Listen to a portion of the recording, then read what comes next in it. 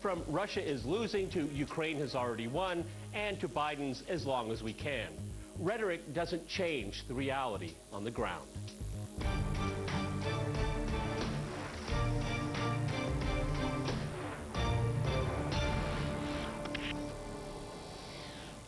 Cross-talking Ukraine, I'm joined by my guest, Lawrence Wilkerson in Falls Church. He is the former chief of staff to the chairman of the U.S. Joint Chiefs of Staff. And in Marseille, we cross to Freddie Ponton. He is an independent journalist and a contributor at 21stCenturyWire.com. All right, gentlemen, crosstalk rules in effect. That means you can jump anytime you want, and I always appreciate it. Larry, if I can go to you first here as we go into the new year and the third year of this conflict here. I think it's fair to say, and I'm a pretty skeptical person, I've watched a lot of your commentary, you're very skeptical as well, but a glimmer, a sliver of realism is beginning to come into the conversation. Unfortunately, it centers around finance and funding this war, proxy war in Ukraine.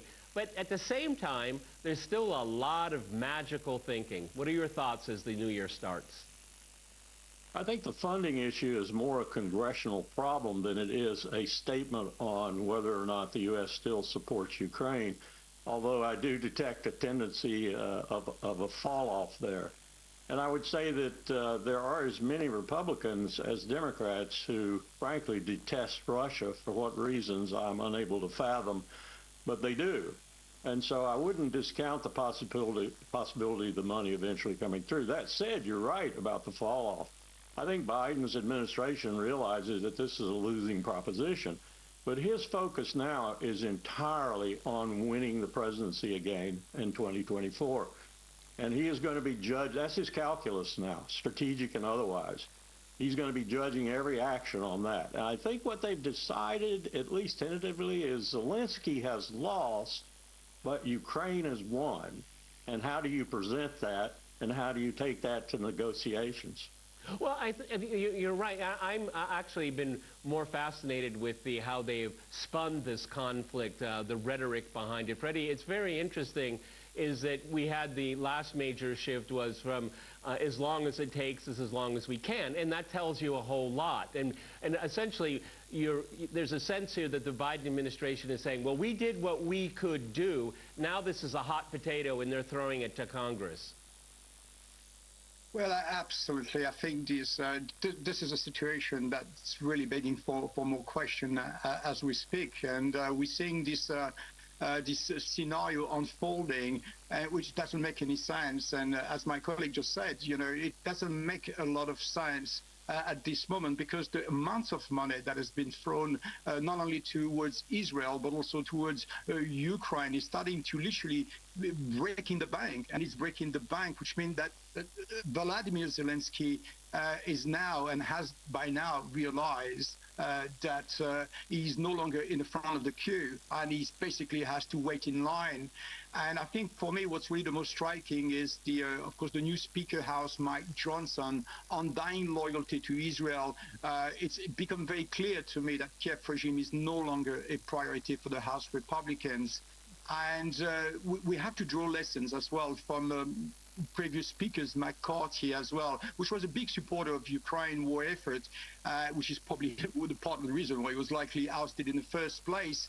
But for those that have played attention, Peter, we can see that in 2024, many war hawks, and it doesn't matter on which bench they are sitting, they will be getting more money, which is rather ironic, since the leadership change was about reducing the overseas war spending in the first instance. So there's a lot of things that really don't make any sense at the moment on what we are saying, and I think it's really going to affect the bottom line and the outcome of this conflict. Well, I'm not really sure. Larry, let me go back to you. I mean, the only thing that Congress actually really does, when you think about it, is spend money or maybe waste money.